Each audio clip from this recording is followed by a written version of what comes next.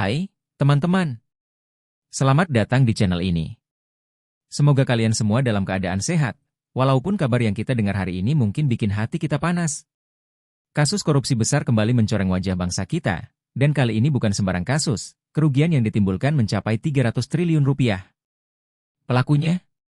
Harvey Muiz, yang tak hanya dikenal sebagai suami seorang artis terkenal, tapi kini jadi sorotan karena keterlibatannya dalam tambang ilegal di Bangka Belitung. Jadi, bagaimana skandal ini bisa terjadi? Apa dampaknya terhadap negara dan lingkungan kita? Dan mengapa vonis untuk Harvey memicu kemarahan publik? Yuk, kita bahas semuanya secara lengkap. Kronologi kasus. Semua ini dimulai pada tahun 2015, di Bangka Belitung, yang merupakan pusat tambang timah di Indonesia.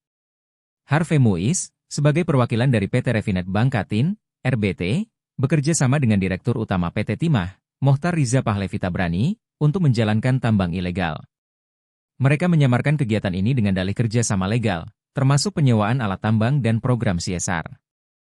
Tapi kenyataannya, kegiatan ini menghasilkan keuntungan besar untuk mereka, sementara negara dirugikan dengan jumlah yang tidak tanggung-tanggung. Hingga akhirnya, pada Maret 2024, Kejaksaan Agung menetapkan Harvey Muiz sebagai tersangka. Dan di bulan Desember 2024, sidang putusan dijatuhkan. Namun, vonis ini justru memicu kemarahan publik. Kenapa? Kita bahas di segmen berikutnya. Dampak kerugian negara dan lingkungan. Kita berbicara tentang kerugian negara sebesar 300 triliun rupiah. Angka yang sangat besar ini disebabkan oleh beberapa hal, seperti kerusakan lingkungan akibat tambang ilegal, kerugian keuangan negara dari kerjasama yang tidak sesuai aturan, dan pembelian biji timah ilegal yang dilakukan selama bertahun-tahun. Kerusakan lingkungan di Bangka Belitung benar-benar masif. Dari total 300 triliun rupiah kerugian, 271 triliun rupiah berasal dari kerusakan ekologis, ekonomi lingkungan, dan biaya pemulihan. Misalnya, hutan yang rusak, tanah yang tak lagi bisa digunakan, hingga pencemaran air yang berdampak pada kehidupan masyarakat. Kerugian ini tidak hanya menghancurkan lingkungan, tetapi juga masa depan generasi yang tinggal di daerah tersebut. Vonis dan reaksi publik. Dan inilah yang memancing amarah publik. Harvey Muiz dijatuhi hukuman 6,5 tahun penjara dan denda 1 miliar rupiah, jauh lebih ringan dibandingkan tuntutan jaksa yang mencapai 12 tahun. Selain itu, dia diwajibkan membayar ganti rugi sebesar 210 miliar rupiah. Namun, banyak yang merasa ini tidak sebanding dengan kerugian yang dia timbulkan. Presiden Prabowo bahkan menyebut vonis ini melukai hati rakyat, dan beliau mengusulkan hukuman lebih berat, hingga 50 tahun penjara, untuk memberikan efek jera. Publik pun bertanya-tanya, apakah hukuman ini mencerminkan keadilan? Atau justru menunjukkan lemahnya sistem hukum kita dalam menangani kasus korupsi besar?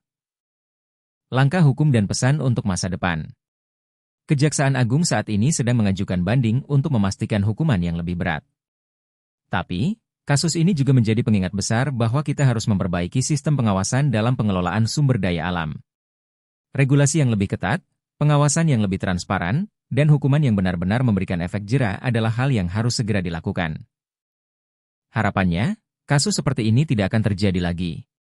Negara kita punya kekayaan alam yang luar biasa, dan sudah seharusnya kekayaan ini dimanfaatkan untuk kesejahteraan rakyat, bukan untuk segelintir orang yang tamak. Kasus Harvey Muiz ini bukan hanya tentang uang atau tambang, tapi juga tentang integritas, keadilan, dan tanggung jawab terhadap lingkungan. Jadi, bagaimana menurut kalian? Apakah vonis 6,5 tahun ini cukup adil? Atau seharusnya lebih berat? Tulis opini kalian di kolom komentar.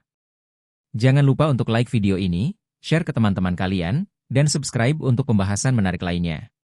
Sampai jumpa di episode berikutnya, dan mari kita terus peduli pada isu-isu penting di sekitar kita.